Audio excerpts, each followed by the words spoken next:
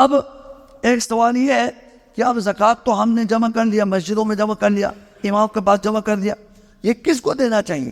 یا الگ سے اپنے طور پر ہم دینا چاہیں تو کس کو دینا چاہیے؟ اس کے مصارف، اس کے بارے میں بھی نبی علیہ الصلوۃ والسلام کی طرف سے یہ واضح ہے کہ آپ صحابہ کرام نے فرمایا کہ نبی علیہ الصلوۃ والسلام نے زکوٰۃ الفطر جو آپ نے دینے کے لیے کہا، کس کو دینے کے لیے کہا؟ فرمایا کہ طعمۃ للمساکین، مسکینوں کے لیے کھانا ہے، مسکینوں کو، غریب غربا کو، آپ کے معاشرے میں جو غریب غربا ہے، فقیر مساکین ہے، ان کے لیے دینا ہے، ان کے لیے دینا ہے، ان کو ہم نے ان کے گھروں میں پہنچانا ہے، فقیر مساکین کو ہم نے دینا ہے، یہ نبی علیہ الصلوۃ والسلام نے بتایا۔ بعض علماء کہتے ہیں جو زکوٰۃ کے جو مستحقین ہیں ان کو بھی جو زکوٰۃ کے مستحقین ہیں ان کو بھی دیا جا سکتا ہے، عام زکوٰۃ کے مستحق ان کو بھی دیا جا سکتا ہے، جو 8 مصارف ہیں، 8 لوگ ہیں، ان کو دیا جا سکتا ہے۔ لیکن جو نبی علیہ السلام نے واضح طور پر جو فرمایا، صحابہ کرام نے جو واضح طور پر فرمایا، وہ فرمایا طعمۃ للمساکین، مساکین کے لیے خوراک ہے، مساکین کے لیے کھانا ہے۔ اب آخری جو سوال ہے کہ زکوٰۃ الفطر کے حکمت کیا ہے، مقصد کیا ہے، فلسفہ کیا ہے، اس کے بارے میں حضرت صحابہ نے اس کا جواب دیا ہے کہ نبی علیہ الصلوۃ والسلام نے زکوٰۃ الفطر کو واجب کیوں کیا؟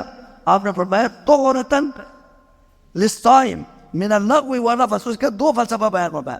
ایک فلسفہ تو یہ ہے کہ روزہ دار اللہ تعالیٰ کتنے غفور الرحیم ہیں، اللہ تبارک و تعالیٰ ہمارے روزوں کو قبول کرنا چاہتے ہیں، اللہ تبارک و تعالیٰ ہمارے گناہوں کو معاف کرنا چاہتے ہیں۔ ایک فلسفہ تو یہ ہے کہ جو روزہ دار سے غلطی ہوئی اور روزے کے خلاف کام ہوا، اس کی زبان کنٹرول میں نہیں رہا، اس سے فضول باتیں ہوئی، اس کی جو ہے صفائی کرنا چاہتے ہیں، اس کو پاک کرنا چاہتے ہیں۔ جو روزہ دار سے کمی بیشی ہوئی، اس زکوٰۃ الفطر کے ذریعے اس کی پاکیزگی کرنا چاہتے ہیں، اس کے گناہوں کو معاف کرنا چاہتے ہیں، اور اللہ تعالیٰ اس کی کمی بیشی کو اس زکوٰۃ الفطر کے ذریعے پاک کرنا چاہتے ہیں۔ ایک فلسفہ یہ ہے۔ اور دوسرا فلسفہ کیا ہے؟ طعمۃ للمساکین، مسکینوں کے لیے کھانا ہے۔ اب دیکھو نا، اسلام کتنے عظیم مذہب ہے، کتنے اس کے اندر خوبیاں ہیں۔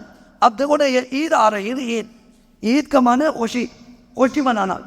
اب عام جو اغنیاء ہے، مالدار لوگ ہیں، ان کے لیے تو خوشی ہوتی ہے، ان کے بچوں کے لیے خوشی ہوتی ہے، عید آ رہی ہے، ان کے لیے نئے کپڑے ہوتے ہیں، کھانا ہوتا ہے، وہ مختلف قسم کے ڈش بناتے ہیں، وہ کچھ کھاتے ہیں، میتے ہیں، ان کے لیے خوشی ہوتی ہے۔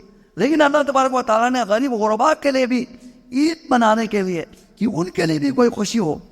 اب مسلمان ان کو ایک امید ہوتی ہے کہ آج ہمارے گھروں میں کھانا آ رہا ہے، چاول آ رہا ہے، ہمارے کہا کہ مسلمان جو نا یہ زکوٰۃ الفطر جمع کر کے ہمارے گھروں میں کچھ دے رہے ہیں، تو ان کے بھی عید ہو جائے گی، ان کے لیے بھی خوشی ہو جائے گی، تاکہ یہ خوشی سب کے لیے ہو۔ غریب فقراء جو مالدار لوگ ہیں ان کے تو خوشی ہوتی ہی ہے، لیکن جو غریب طبقہ ہے نا، ان کے بھی زکوٰۃ الفطر کا جو مل رہا ہے، فطرانہ مل رہا ہے، تو اس لیے ان کو کوئی خوشی ہو جائے، ان کے لیے عید ہو جائے، ان کے لیے کوئی خوراک ہو، ان کا کوئی سالانہ خرچہ آ جائے، خرچہ نکل آئے۔ اس لیے زکوٰۃ الفطر کا فلسفہ کیا ہوا؟ ایک تو روزہ دار سے کمی بیشی ہو جائے، اس کو پاک کرنا چاہتے ہیں، اور دوسرا فلسفہ یہ ہے کہ جو تاکہ عید کے دن غریب غربا کے لیے بھی خوشی ہو جائے، ان کے گھروں میں بھی کھانا آ جائے، ان کے لیے بھی کوئی خوراک تیار ہو جائے اور پہنچ جائیں، یہ ان کے تاکہ وہ عید میں اس خوشی میں وہ شامل ہو سکے۔ کتنے اسلام کا جو فلسفہ ہے، خوبیاں ہیں، یہ عید کو سب کے لیے عید کرانے کے لیے یہ اللہ تبارک و تعالیٰ نے حکم نازل فرمایا ہے۔ تو یہ ہے زکوٰۃ الفطر کے مسائل۔